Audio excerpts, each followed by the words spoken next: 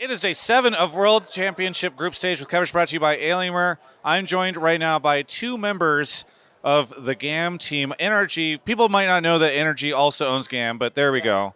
I'm joined right now by TK and Hawk. You guys want to give me your titles for those that don't know you? Yes, my name is TK Win. I'm the CEO of Energy Asia. And my name is Hawk Nelson. I work with sales and partnerships at NRG. Fantastic. So you guys are backstage. We should say this is right after GAM's second day or game where they had the crazy finish against Top. I want to learn more about GAM and the relationship, but let's just start with that. How are you guys doing right now after that crazy finish? I almost fainted backstage. I'm losing my voice right now because we were cheering so crazy. Like right, we came back. It was like back and forth. It was the craziest comeback, probably one of the craziest finishes in any Worlds match. I believe that's what Hawk was telling me too. Absolutely insane. Like the craziest match I've ever seen. Yeah. No, I mean, I tweeted the same thing. It was just wild. I was screaming, and then the head coach comes in, and I hug him, and I'm just like, ah!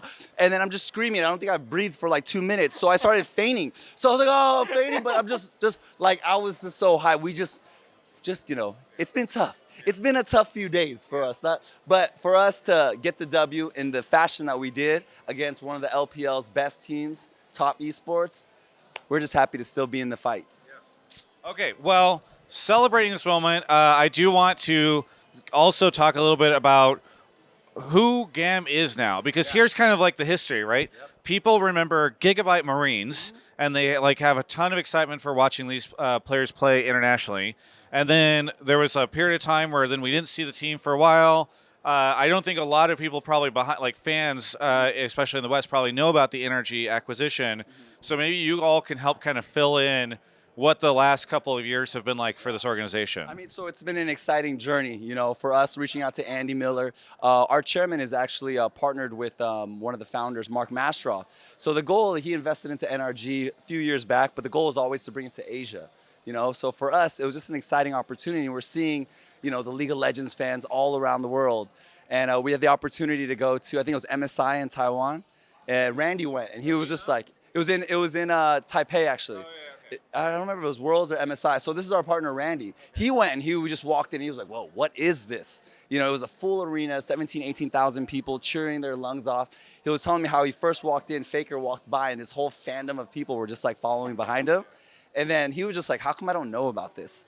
And then from there, he invested into NRG and was like, hey, look, I want to bring this to Vietnam, to Southeast Asia, and there's a lot of raw talent in Asia, especially Southeast Asia, but maybe just don't have the resources yet. So for us, it's about coming together, utilizing the playbook from NRG and from what Andy's been able to do along with the team over the past 5 to 6 years, building championship teams in Rocket League and other esports as well, and utilizing that kind of playbook, applying it to GAM, which already has a rich history as one of the top esports teams, kind of the face of esports for Vietnam, and being able to help elevate them to the next level. Now, I'm sure you're aware it's been 3 years since we've been back on this world stage. So it's so exciting just to be here, be around the energy. This is my first time at one of the international events. And for us, they haven't played on a stage in front of fans only one time at SEA Games, which is the Southeast Asia Olympics. And we were able to win the gold. That's the only reason why we didn't go to MSI. But at least Saigon Buffalo went and represented, got top 6. But, for them, they haven't been on this stage. So I don't know if like the first few days they were a little bit, I think it's just natural for anyone to be a little bit scared under the big bright lights, the energy. You're here at the biggest esport event in the world at Madison Square Garden. Well, I don't know if you want to speak to sort of just the way things have been for the last couple of years, because everybody keeps being like, okay, maybe this is it. Oh, no, they can't make it. There's been a lot of complications. So behind the scenes, how stressful has the experience been? And I'm sure disappointing, emotional at times even. Yeah, I mean, totally. Like, as the resident League of Legends fan at NRG, I've been, cheering on GAM from the sidelines for, 2 years now. And when we couldn't make Worlds last year, I was crushed. But, getting to cheer them on from all of last year and then, amping them up this year and getting to promote them from the energy channels and all that stuff has been so exciting. And just getting to, reach a new corner of the world of our audience has been incredible. TK, what has it meant for the players to be here finally back on stage? Like even Levi, I know, was a fan favorite for a long time, had a stint over in North America, now back. Like what has it been like for those players? I mean, for these guys, we have 8 people here, right? 6 of our players, one being a sub. We have our head coach and then our general manager, Izumin. So only 3 of them have ever left the country. So for 5 of them to be able to come go abroad, they've never heard of jet lag before. They're like, what is jet lag? I don't get it. And then when they came, they're like, oh, this is like, it took us days to get like acclimated. But for them, like, you know, landing in the cold, because, you know, Vietnam is tropical weather. It's usually pretty freaking hot. And then to roll up, we're in the bus heading through Times Square and their eyes just like lit up. And that was like one of the most amazing things for me, just being on this journey with them for so long and then seeing them just like have this experience, win or lose. Obviously, we're trying to win. But this experience alone, hopefully we inspire and unite like, you know, the VCS fans and just fans throughout the region, along with NRG's fans as well, and just kind of like show this global movement. Like, hey, we're this underdog team coming from this other part of the world that hasn't been able to showcase, but, you know, they're here. So I think they've been really excited just to step on the stage, and just the audience earlier, like chanting GAM, GAM, and then having people chanting for Levy. Like, I'm just so happy for Levy, man, because like he deserves it. If anyone, it's like he's deserved it so much, and he's been working his ass off. Just trying to get the team back here as a unit, and for us to have this opportunity, you know, and we're still in it. We got one more match tonight and hopefully a tiebreaker coming soon. So hopefully we'll be doing another interview. We got some good news for y'all.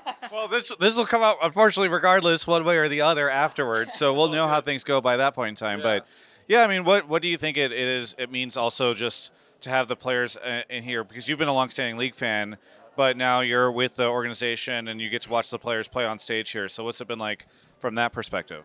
I mean, I think it provides a lot of legitimacy just to what GAM has been trying to build in Vietnam over several years. But now that we're more involved too, you know, we get to help get involved with like the content that GAM is creating. Everyone check out GAM Life. It's really amazing to see all that come to life. And then I'm sorry, I'm just so excited. but He's been backstage with us having a blast. I know for him, we were on stage earlier. We're like looking, like, dude, we're on the stage here at Worlds right now, bro. We're at MSG, dude. How like amazing is this moment, you know? So it's been a lot of fun, dude. That's awesome. Well, I mean, is there anything that you think that the fans should know, or anything you want to say for everybody who's just been big fans of GAM for a long time and have wanted to see them play and finally getting to see them now? Anything you want to say to those fans? I mean, for us, we want to say thank you to all the NRG fam and the GAM fam from around the world. Like, when you guys cheer for us, being this small team from Vietnam and stuff, it means so much to these guys. We just want to say thank you guys for your energy. It's just a mind-blowing experience. We're just happy to be here, but we hope to make you guys proud. We hope to see you guys in the top 8, hopefully. Hopefully by the time this plays, we'll be celebrating somewhere. But thank you guys so much for following the journey, and hopefully together we'll rise as one. That's been our whole theme, and this is our GAM sign. So throw up the GAM time sign. So thank you guys. Very much. Thank you so much, TK. Thank you, Hawk, for the interview. And for everyone else, you can check out the rest of my coverage of all things Worlds right here on my YouTube channel.